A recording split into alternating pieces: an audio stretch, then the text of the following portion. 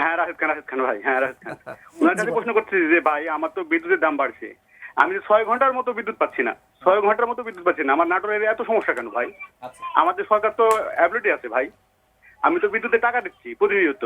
সেটাই। আরেকজন ভাই এমপি আজকে বলেছে যে পেঁয়াজের দাম বেড়েছে, আমি 800 টাকা মন পেঁয়াজ বিক্রি করছি ভাই আমার এলাকায়। দেখছেন উনি আপনি নাটোরে পাঠান, লোক পাঠান, একটা প্রতিনিধি পাঠান, সমস্যা কোথায় ভাই আপনাদের? তিনি একজন কৃষক।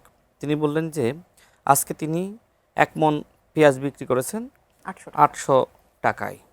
আর এখানে যারা আমাদের ক্যামেরাম্যান ভাইরা আছে, একজন তার বক্তব্য শুনে বলল যে আজকে আমি 60 টাকা কেজি পেঁয়াজ কিনেছি। তার মানে কি এই 800 টাকায় বিক্রি হওয়া 1 মণ পেঁয়াজ সেটা আবার ঢাকা পর্যন্ত এসে সেটা জনগণের কাছে বিক্রি হচ্ছে 2400 টাকা মণ। মাঝখানে কি পরিমাণ গ্যাপ! তো এই সংকট বাংলাদেশে আছে। দেখেন বিদ্যুৎ খাতে বিদ্যুৎ বিদ্যুৎ খাতে প্রতি বছর সরকারকে ভর্তুকি দিতে হচ্ছে 41,000 কোটি টাকা। এখন সরকার যদি এই ভর্তুকি না দিয়ে, মানে বিদ্যুতের যে পরিমাণ উৎপাদন খরচ, সেই খরচটা সরকার গ্রাহকদের কাছ থেকে নেয়, তাহলে এখন যে পরিমাণ দাম রয়েছে তার থেকে প্রায় দ্বিগুণের কাছাকাছি দামটা বেড়ে যাবে।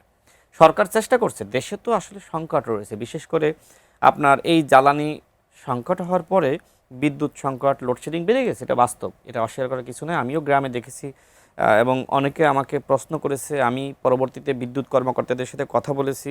এই সংকটটা পুরো বাংলাদেশে রয়েছে।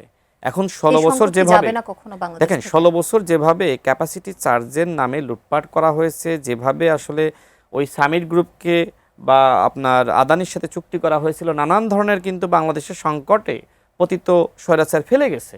এখন এই সংকট থেকে দেশকে যদি উত্তরণ করতে হয়, সেক্ষেত্রে আমাদের অপোজিশনে যারা আছে তাদের যেমন সহযোগিতা দরকার, আমাদের যারা দর্শকরা আছে অর্থাৎ দেশের জনগণ, তাদেরও আসলে সহযোগিতা দরকার। সরকার চাইলেই রাতারাতি এই বিদ্যুতের সংকট সমাধান করতে পারবে না, বাট সরকারের আন্তরিকতা রয়েছে।